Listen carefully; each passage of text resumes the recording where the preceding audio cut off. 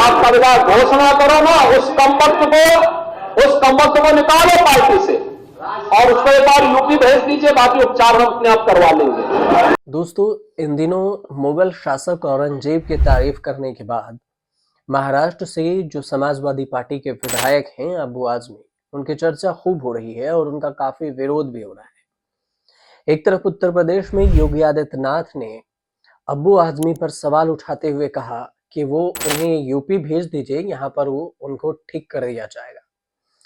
अब जो व्यक्ति उन्होंने योगी आदित्यनाथ ने कहा कि जो व्यक्ति छत्रपति शिवाजी महाराज की परंपरा पर गर्व करने के बजाय लज्जा महसूस कर रहा हो और औरंगजेब को अपना नायक मान रहा हो, क्या उसे भारत के अंदर रहने का अधिकार होना चाहिए?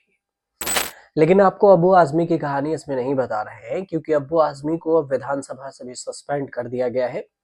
लेकिन इस बीच में अखिलेश यादव भी उन्हें सपोर्ट किए हैं और उनके साथ खड़े हैं, अब्बू आजमी के साथ। लेकिन अब्बू आजमी के साथ साथ उनका परिवार भी अब विवादों में आ गया। उनके बेटे फरहान आजमी भी मुश्किल में फंस गए। गोवा पुलिस ने 4 मार्च को फरहान आजमी और अन्य के खिलाफ सार्वजनिक स्थान पर मारपीट और शांति भंग करने के आरोप में मामला दर्ज किया। फरहान ने बताया कि भीड़ ने उनके कार को घेर लिया था और हमला किया, लेकिन पुलिस उल्टा उन पर ही केस दर्ज कर दी। अब बात अब्बू आजमी और फरहान आजमी तक नहीं टिकी रही। ये पिता पुत्र के बीच में एक और नाम जिसकी चर्चा खूब होने लगी, और ये आयशा टाकिया का। बॉलीवुड एक्ट्रेस हैं आयशा टाकिया, और आयशा टाकिया का अब्बू आजमी से क्या रिश्ता है, लोग इसे ही सर्च करने लगे। इसे लोग ढूंढ रहे हैं, तो आयशा टाकिया के बारे में बता दें कि अब्बू आजमी के बेटे फरहान आजमी की पत्नी है। इस लिहाज से अब्बू आजमी आयशा के ससुर हुए। अब आयशा के पति और ससुर दोनों ही मुश्किल में घिर गए। ऐसे में चर्चा होने लगी तो उनकी बहू आयशा टाकिया की। अब देखें तो हाल में जो अब्बू आजमी ने पहले बयान दिया, वो समझिए कि क्या बयान दिया। उन्होंने कहा कि हमें इतिहास गलत दिखाया जाता है, पढ़ाया जाता है। औरंगजेब ने कई मंदिर बनवाए और मैं उसे क्रूर शासक नहीं मानता। छत्रपति संभाजी महाराज और औरंगजेब के बीच जो लड़ाई थी, वो धार्मिक नहीं बल्कि सत्ता और धन के लिए थी। अगर कोई ये कहता है कि यह लड़ाई हिंदू और मुसलमान के बीच थी, तो फिर मैं इस पर विश्वास नहीं करता। और बाद में सफाई भी दी थी। अब्बू आजमी का ये बयान था, जिसके बाद काफी विवाद हुआ और बवाल हंगामा सब कुछ हुआ। न सिर्फ महाराष्ट्र बल्कि दूसरे राज्यों में भी हुए। बात अगर आयशा की करें तो आयशा के फिल्मी कैरियर में बात हो तो उनका जो फिल्मी कैरियर का सफर रहा वो 7 सालों तक। इस दौरान उनके खाते में कुछ ही सफल फिल्में आई। 2009 में उनकी जो फरहान आजमी से शादी हुई, इसके बाद सिर्फ वो 2 फिल्मों में नजर आई और फिर बड़े पर्दे से वो दूर चली गई।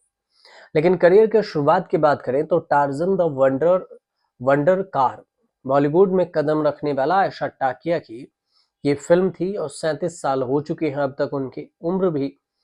अब आयशा ने महज 13 साल की उम्र से एक्टिंग करियर की शुरुआत की थी। इस हिसाब से देखें तो उन्होंने शुरुआत की थी टीवी एड और मॉडलिंग करियर से। इसके बाद जब आयशा फिल्मों में आई तो उन्हें पहली ही फिल्म के लिए बेस्ट फीमेल डेब्यू अवार्ड मिला था। 10 अप्रैल 1986 को मुंबई में जन्मी आयशा टाकिया के पिता निशित टाकिया गुजराती हिंदू और मां फरीदा मुस्लिम थी। आयशा ने Saint Anthony girls high school Chembur से पढ़ाई पूरी की और साथ में बतौर चाइल्ड आर्टिस्ट काम भी करना शुरू किया।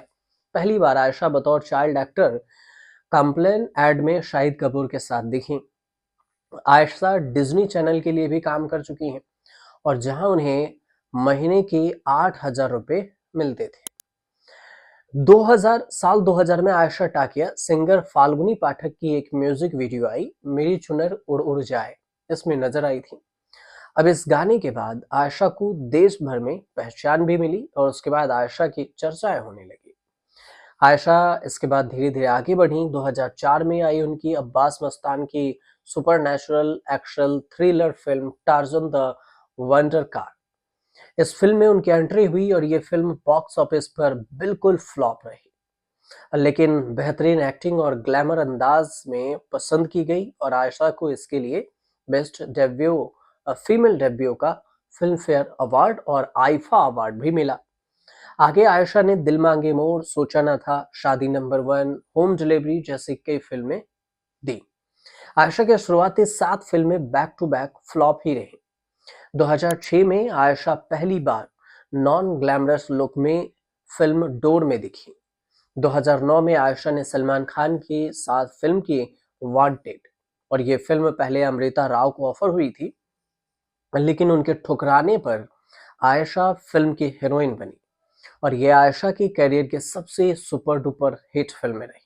इसके 2 साल बाद आयशा ने 2011 की फिल्म मोड़ के बाद अचानक से इंडस्ट्री को छोड़ दिया। उसके बाद चर्चा होने लगी कि आयशा ने इंडस्ट्री को क्यों छोड़ा। लेकिन इस सब के बीच में जो सबसे खास बात ये भी है आयशा के अलावा कि अब्बू आजमी कितने अमीर हैं, इसकी भी चर्चा। तो 2009 में जब पहली बार विधायक बनी अब्बू आजमी, तो जब उन्होंने चुनावी हल्फनामे में अपनी जानकारी दी थी, उसमें उन्होंने बताया था कि 309 करोड़ की उनके पास संपत्ति थी। लेकिन इसके बाद जो उन्होंने इसका चुनावी हल्फनामे का ब्यौरा दिया, वो 5 साल बाद वो 272 करोड़ रुपए की 2019 में भी बताया उन्होंने। तो 200 करोड़ रुपए की नेटवर्थ उनकी बढ़ी। इस दौरान देखें तो 30% की बढ़ोतरी हुई। अब्बू आजमी महाराष्ट्र के ऐसे नेता हैं जो एक चुनाव में 2 सीट पर जीते।